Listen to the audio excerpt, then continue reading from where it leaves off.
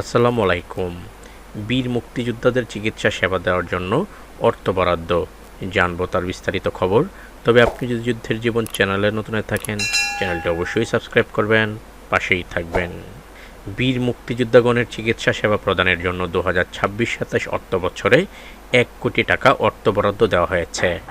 2026-27 অর্থ বছরে বীর মুক্তিযোদ্ধা এবং মুক্তিযুদ্ধের সহযোগীদের কল্যাণে হাট ও বাজারের ইজারা লব্ধ আয়ের 4% অর্থ দ্বারা বীর মুক্তিযোদ্ধাদের চিকিৎসা সেবার লক্ষ্যে এ মন্ত্রণালয়ের পরিপত্র, নীতিমালা ও মুক্তিযুদ্ধ বিষয়ক মন্ত্রণালয় এবং স্বাস্থ্য সেবা বিভাগের মাধ্যমে স্বাক্ষরিত সমঝোতা স্মারক অনুসারে বিশেষায়িত হাসপাতাল বাংলাদেশ মেডিকেল বিশ্ববিদ্যালয় অনুকূলে 1 কোটি টাকা অগ্রণী ব্যাংক পিএলসি, জাতীয় প্রেস ক্লাব কর্পোরেশন শাখা, ঢাকা বরাবর কিছু শর্ত সাপেক্ষে বরাদ্দ দেওয়া হয়েছে।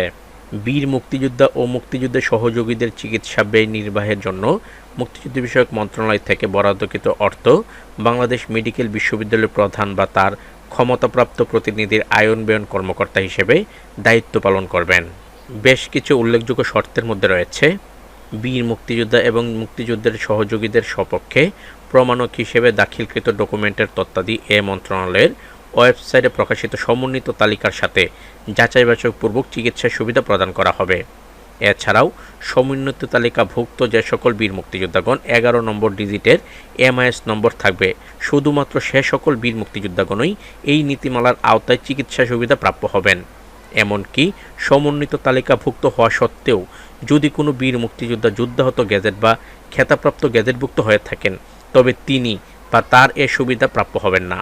এছাড়াও একজন বীর মুক্তিযোদ্ধা সাধারণ রোগের বিপরীতে বাৎসরিক সর্বোচ্চ 1 লাখ টাকা পর্যন্ত এই সুবিধা প্রদান করা হবে। তবে নীতিমালা যা কিছুই উল্লেখ থাকুক না কেন, বীর মুক্তিযোদ্ধাকে তার নিজস্ব ব্যয়ে প্রয়োজনে এক বা একাধিকবার চিকিৎসা গ্রহণের সুযোগ নিশ্চিত করতে হবে।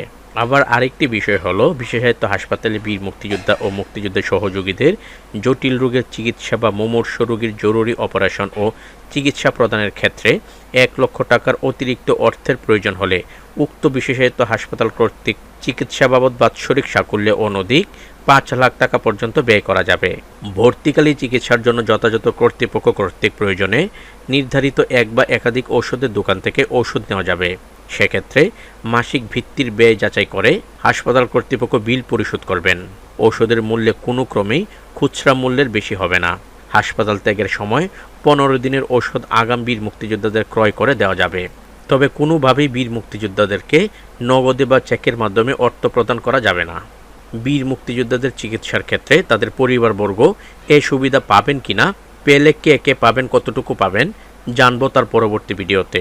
চোখ রাখুন যুদ্ধের জীবন এই চ্যানেলে। তো আজ এ পর্যন্তই, দেখা হবে অন্য এক নতুন ভিডিওতে। ততক্ষণ পর্যন্ত সবাই ভালো থাকবেন, সুস্থ থাকবেন। আল্লাহ হাফেজ।